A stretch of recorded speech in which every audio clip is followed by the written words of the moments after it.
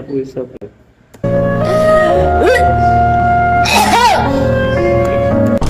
Ini videonya penuh dengan batuk berdahak. Habis bikin konten itu langsung dirawat di RS kayaknya.